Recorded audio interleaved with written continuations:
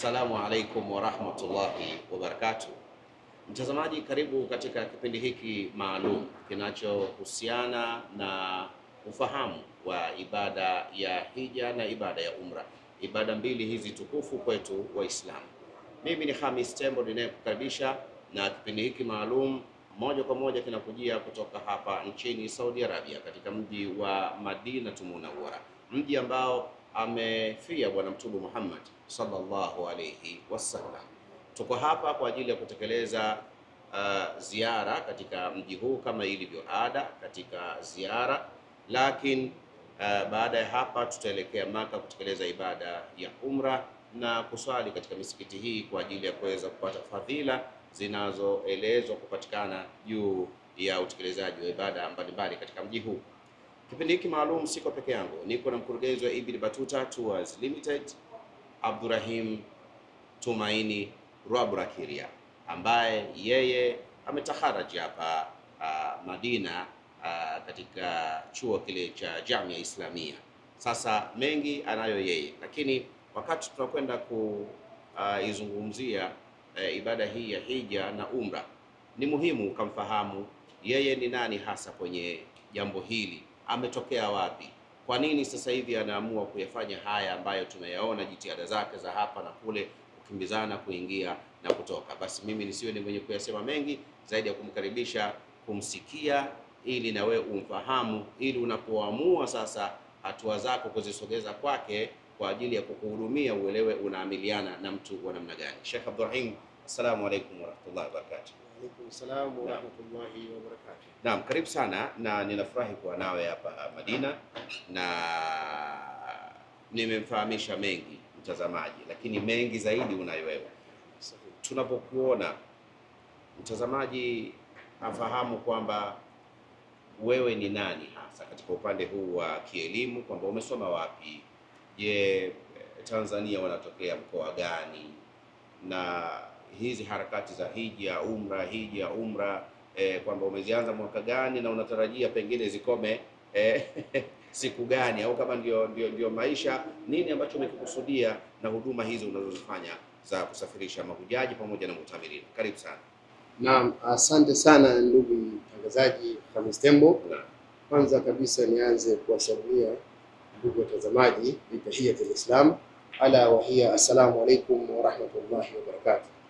Mimi kwa majina naitwa Abdurrahim Tumaini Rwaburakirya, ni kijana fakirun wa maskinun ila Allah, kwa Allah subhanahu wa ta'ala, ambaye alhamdulillah nimezaliwa mwaka 86 na nimesoma shule msingi Arusha, nikaendelea shule sekondari kusoma Arusha Modern School. Baada ya hapo nikatoka kupata bahati ya kwenda kusoma Uganda kuanzia senior 3 mpaka senior 6. Kisha baada ya hapo Allah kanijalia nikarudi Tanzania na nikasoma chuo Wasibu Arusha. Baada ya hapo pia ni bahati kujua bahati tu, Allah kanijalia tena nikatoka hapo nikaja kusoma Saudi Arabia katika Islamic University ambayo inapatikana ndani ya Madina. Nimesoma kwa muda wa miaka 8, billahi alhamdu. Allah amenijalia mpaka nimemaliza, na kwa ufupi kidogo ni kwamba ninakuja kusoma hapa Saudia, dini ilikuwa sisoma kabisa, lakini nimeanzia hapa na Allah akanijalia mpaka kuweza kumaliza chuo.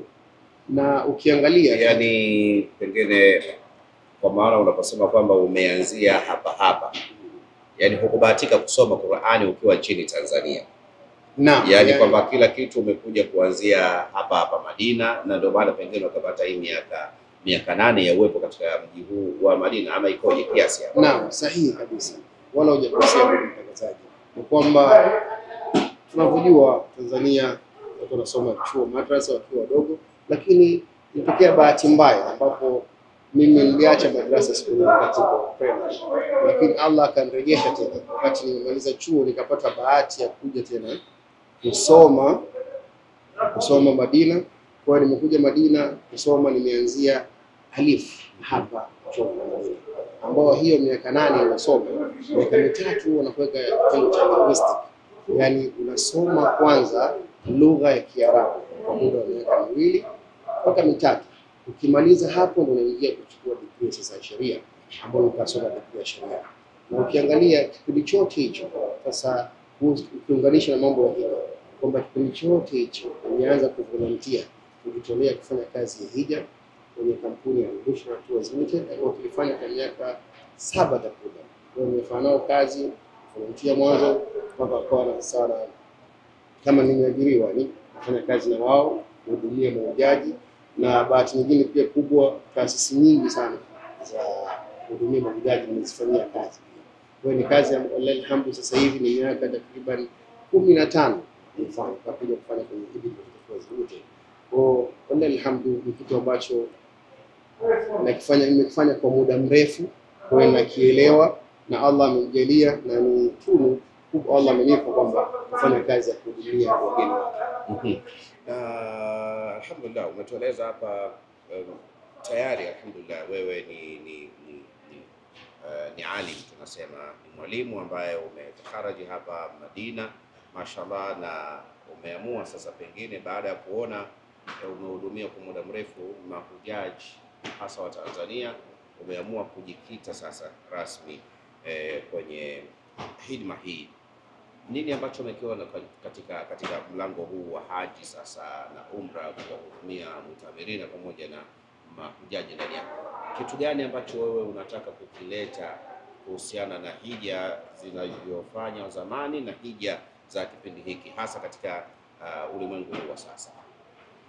Naam, ndugu mtangazaji, ni swali zuri sana, kwamba unaangalia miaka ya nyuma hija ilikuwa inafanywa, na sasa hivi na teknolojia ilibadilika. Kwa hiyo tunataka tuwabadilishie wageni wa Allah Subhanahu wa Ta'ala waifanye ibada yao kwa ufanisi hali ya juu sana, kama vile alivyoelekeza Bwana Mtume sallallahu alaihi wasallam kwamba khudhu anni manasikakum, kuchukua kutoka kwa yeye Mtume sallallahu alaihi wasallam hija, yani ibada kuu ya hija na umra. Kwa hiyo tunataka tubadilishe ili watu waweze kwenda na nyakati, wafanye ibada zao, labda huko nyuma kuna mapungufu. Kwa hiyo sasa yale mapungufu tunajifunza kutokana na kufanya kazi hii kwa muda mrefu, sasa tunarekebisha ili waweze kutekeleza ibada yao kwa uzuri zaidi.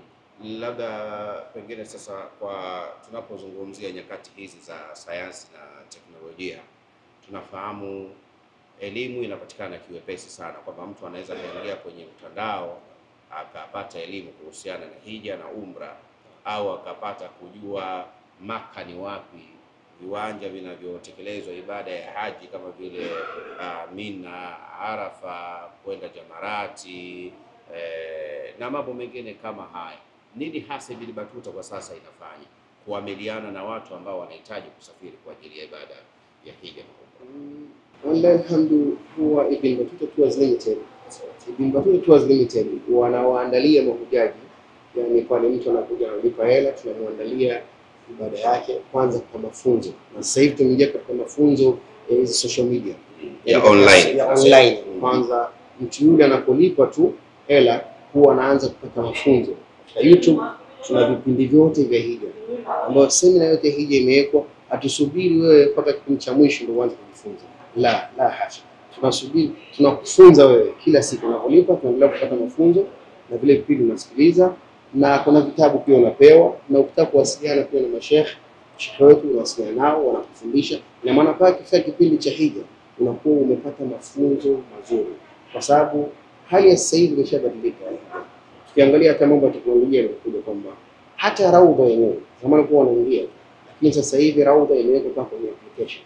Lazima uweke booking kisha ndio uweze kuingia. Kwa mambo haya yanapobadilika, inabidi tu tuweke taratibu nzuri kuwafundisha watu, na si watu wote wako na hiyo habari, wanasema kwamba wako civilized hivi. Lazima tuwafundishe, tukae nao vizuri, tuelekeze vizuri. Na ibada hizi mbili za haji na umra ziko hivi, unaweza kuta umesoma ni alim, lakini kama practical ungeja kufanya hapa, umesoma nadharia kwenye vitabu, ukija hapa unaweza ushindwe kufanya hivyo, mpaka upate maelekezo ibada inafanya step moja mpaka nyingine. Hata kama unaona kwamba unaweza kuelekezwa ukajua hapa ni Mina, hapa ni Arafa, lakini unaweza kufanya kinyume, lakini unapata viongozi wazuri wanakuelekeza kutekeleza ibada hii kuanzia step moja mpaka nyingine, unaona kwamba unafurahi sana kutekeleza ibada katika wepesi na njia ambayo ni sahihi. Nakumbuka hapo zamani ilikuwa mataasisi haya kipindi yanaitwa taasisi, maana sasa hivi najua ni kampuni ndizo ambazo zinatambulika kisheria hapa nchini Saudi Arabia kwa ajili ya kuweza kutoa huduma hii. Walikuwa wakija na vyakula, na mimi ni mmoja kati ya mashuhuda ambao niliwahi kubeba maharage, unga na wakati mwingine tunasema vile vyakula vya kinyumbani tuliwahi kuvibeba kwa ajili ya kuja kuwapikia mahujaji hapa. Hali ya sasa hivi ikoje? Haya mahoteli yanaruhusu watu kuja kupika wenyewe, na kama hawaruhusu, nini kampuni inafanya kuwatafutia chakula kizuri, hasa kile pengine kinachofanana na nyumbani kwa ajili ya kuwahudumia mahujaji? Naam, unajua kutokana na nyakati zilizobadilika, sasa hivi Wizaratul Hajj ambayo wizara ya hija iliamua kwamba kustopisha watu wapike wenyewe kutokana na madhara ambayo yalitokea, majanga ambayo yalitokea. Ni kwamba baadhi ya hoteli zilishatoka kupungua, kutokana hivyo watu wanafanya nini? Wanaruhusiwa kupika. Sasa wakakataza kabisa watu kupika. Ina maana hotelini hapa unapochukua hoteli yako huwa kuna buffet mile yote mitatu. Kwa hiyo inabidi ulipie hapa ili watu wapate huduma ilikuwa nzuri. Ni wewe kuwasiliana na wale machefu ambao katika hoteli ili ukupikie chakula kinaendana na nchi yako. Kwa hiyo lazima ni mawasiliano baina ya hoteli na wewe, mtu ambaye unafanya booking, yani kampuni unafanya booking ya hoteli, pia utawasiliana na machefu ambao wako pale waweze kupikia chakula kinaendana na nchi. Naam, kwa kweli ni furaha kuona kwamba kuna haya mabadiliko, kwamba watu wanakuja, chakula wanapata hapa. Mashallah, alhamdulillah, mambo yanakwenda.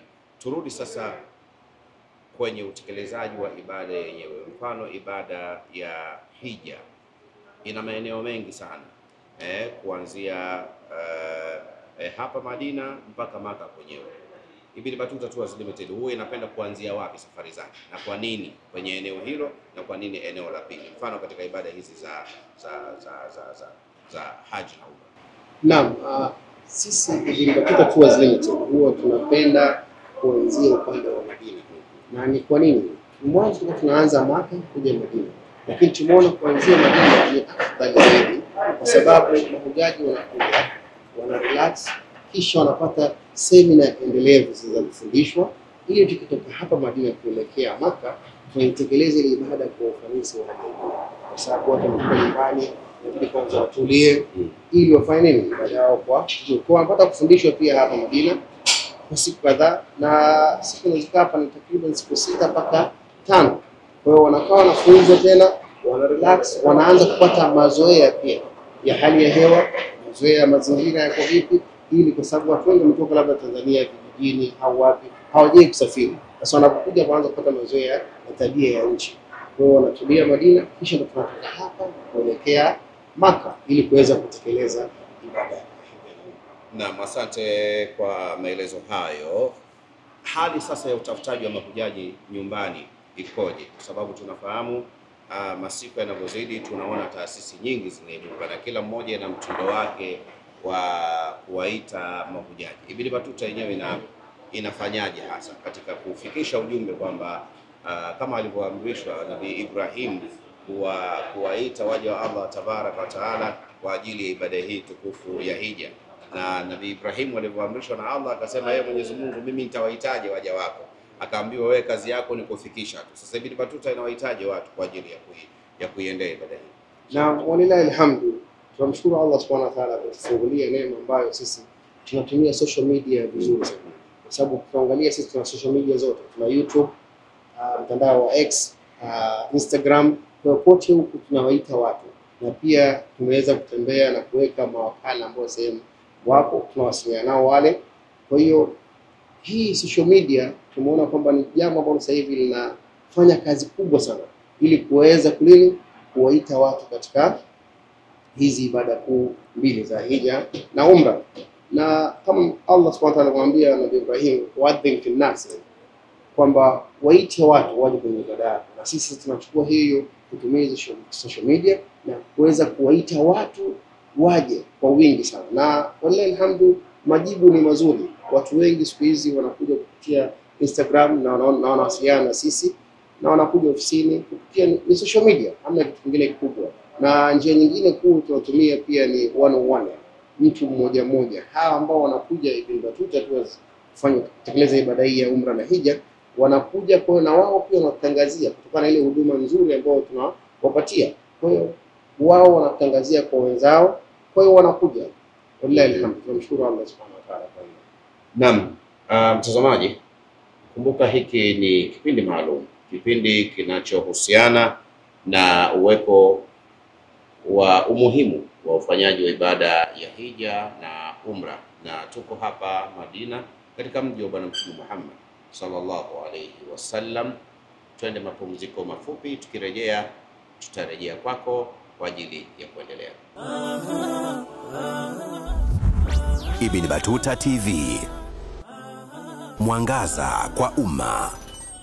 Naam, mtazamaji, ni kukaribisha tena katika kipindi hiki maalum chenye kuhusiana na ibada tukufu za hija na umra. Tunaye studioni ama tunaye kwenye mazungumzo yetu hapa katika mji huu wa Madina mkurugenzi wa Ibn Battuta Tours Limited, ndugu Abdurrahim Tumaini Rabrakiria, na mimi ni Khamis Tembo.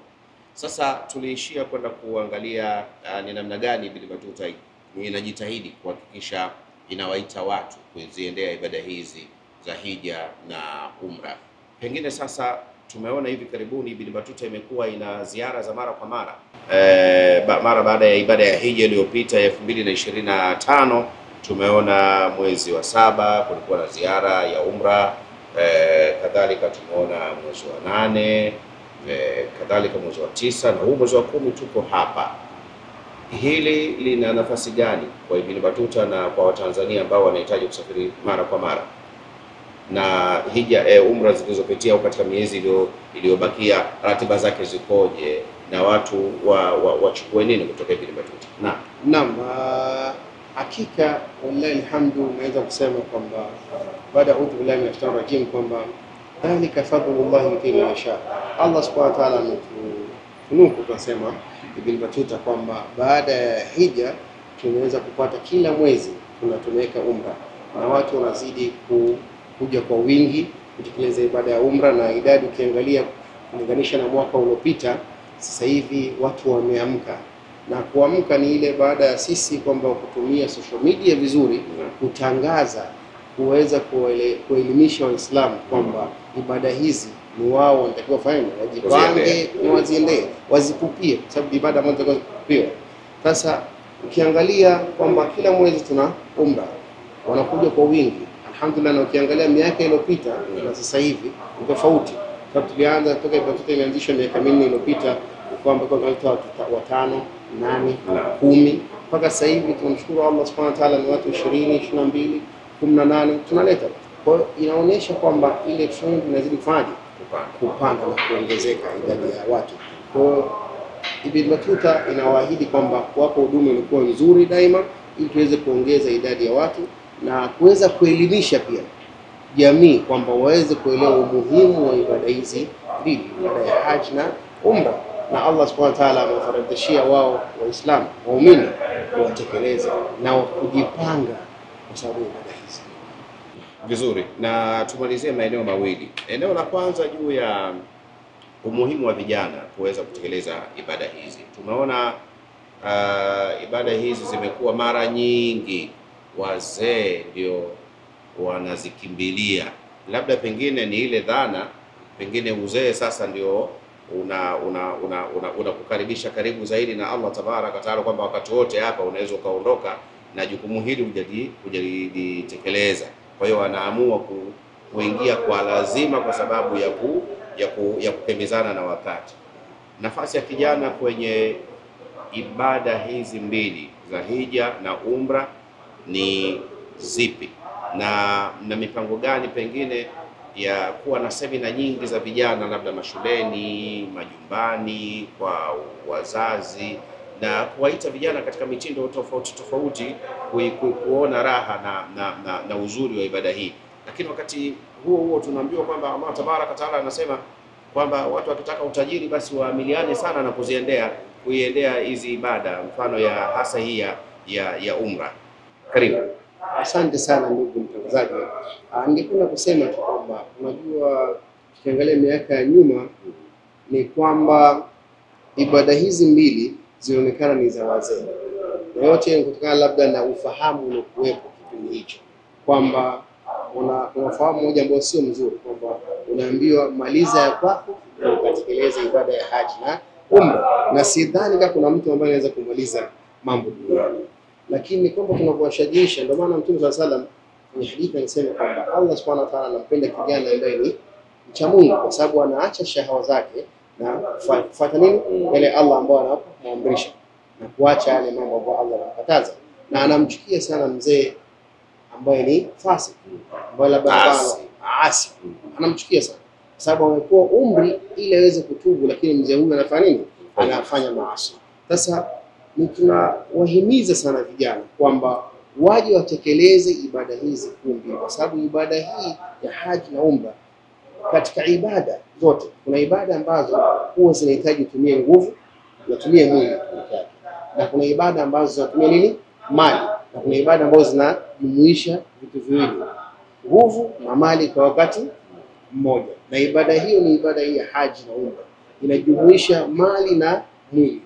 Kwa hiyo sasa mwili ina maana inahitajika uwe na nguvu, na maana kama ukiacha mpaka uzeeni, ina maana utapata tabu katika utekelezaji wa nini wa ibada hizi. Na tumeona ile experience tulikuwa nayo kwamba watu wanapokuja wazee inabidi wanahitaji wale watu msaidizi, kwa sababu anapokuja mwenyewe anawashughulisha mpaka nini viongozi. Kwa nini? Utekelezaji wake unakuwa ni mgumu sana.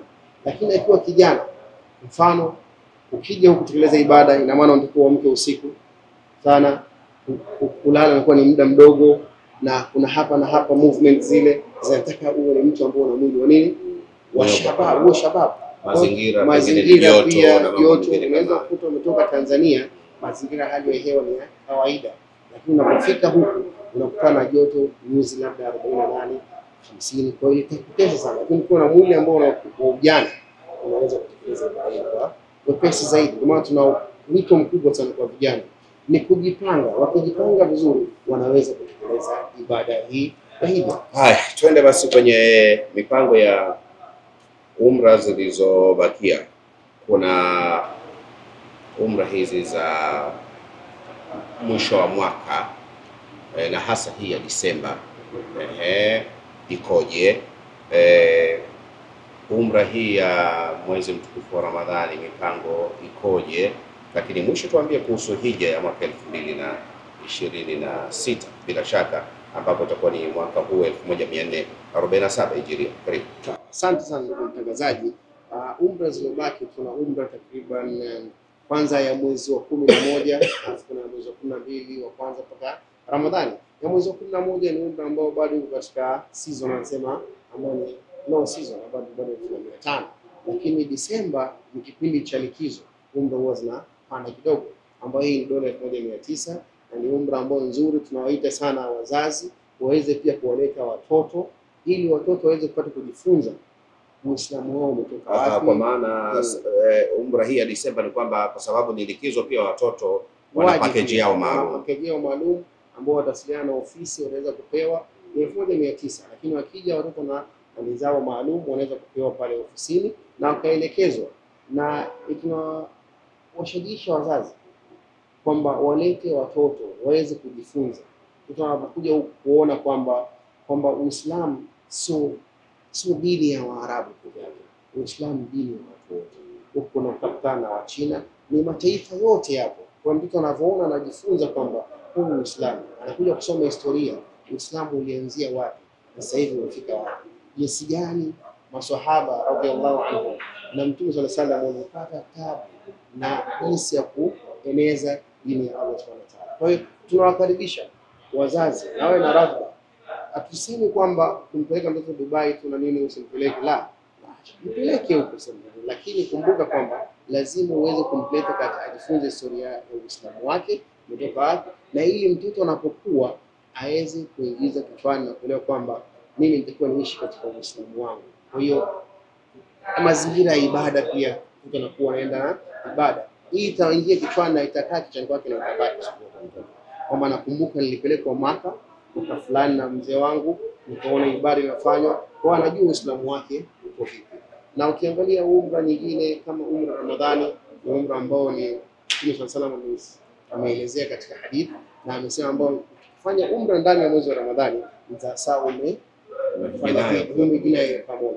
Kwa hiyo ni umra ambayo ina fadhila kama vile umejinai pamoja. Kwa hiyo ni umra ambayo ina fadhila kubwa sana na inakuwa na zahma kubwa, watu wengi wanakuja kutekeleza ibada hiyo umra kwa sababu unapata Lailatul Qadr ndani yake, unapata kufunga saumu katika miji mitukufu ambayo tunaona sala zake zina uzito na zina fadhila nyingi na thawabu kubwa sana. Kwa hiyo tunawakaribisha watu waje.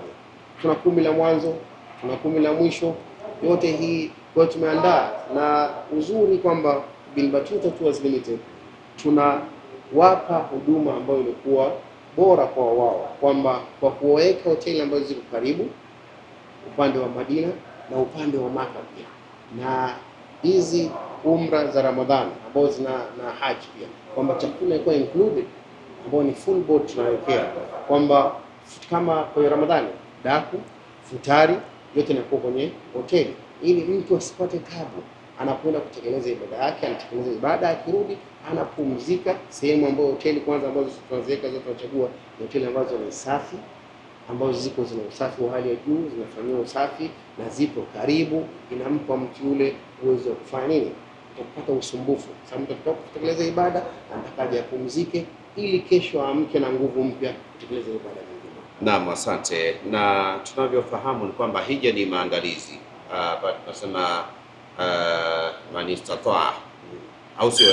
Nikitumia lugha hii hija ni maandalizi, man istata ilayhi sabila, kwa maana ya kwamba hapa pengine naviona vitu viwili, kwamba kuna nguvu ya kiafya tunapozungumzia man istata, au sio bwana, ilayhi sabila, bila shaka kuna nguvu ya kiafya, lakini kuna nguvu ya kipesa. Pengine sasa mimi sina pesa moja kwa moja kuja kusafiri na Ibn Battuta, utaratibu ukoje? Kama anaweza pengine kuweka kidogo kidogo, baada ya miaka kadhaa au baada ya muda fulani naweza kutekeleza ibada yangu ya umra au ibada yangu ya haji, utaratibu ukoje? Naam, ndugu mtangazaji, unakaribishwa.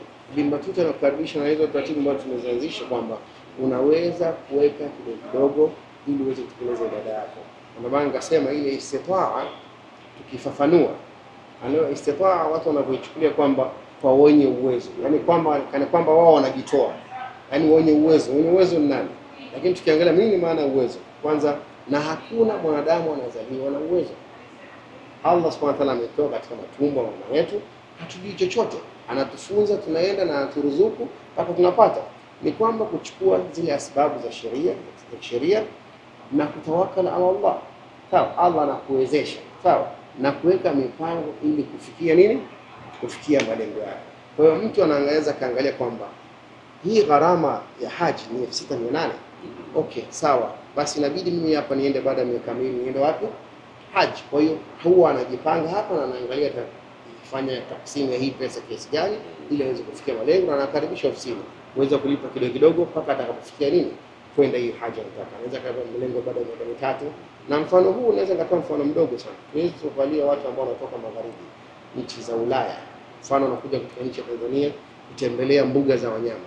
Mtu anatoka kwenda kutoka ughaibuni anakuja Tanzania na anatumia zaidi ya dola 1050 au dola 100 ili akamwangalie simba huyu anamla swala au simba wa maajabu ambao wanapanda nini mti basi. Lakini wewe unashindwa kuweka dola 6800 kuja kwa ajili ya Mola wako, na faida inarudi kwa wewe mwenyewe. Nitakweli sana uliangalie sana ni kujipanga. Mtu akiweza kujipanga vizuri ana uwezo. Na tunasema hii uwezo ni vipi? Mtu yote ambaye ana uwezo wa kununua gari la milioni 25 au kujenga nyumba ya milioni 50 au kufikiria hivyo, ana uwezo wa kufikia kujipanga kwa nini? Hija, kwa sababu hija ni nguzo ya 5, ni muhimili mkubwa sana katika nini? Katika dini. Kwa hiyo ukijipanga unaweza, na ukimtegemea Allah Subhanahu wa Ta'ala atakuwezesha.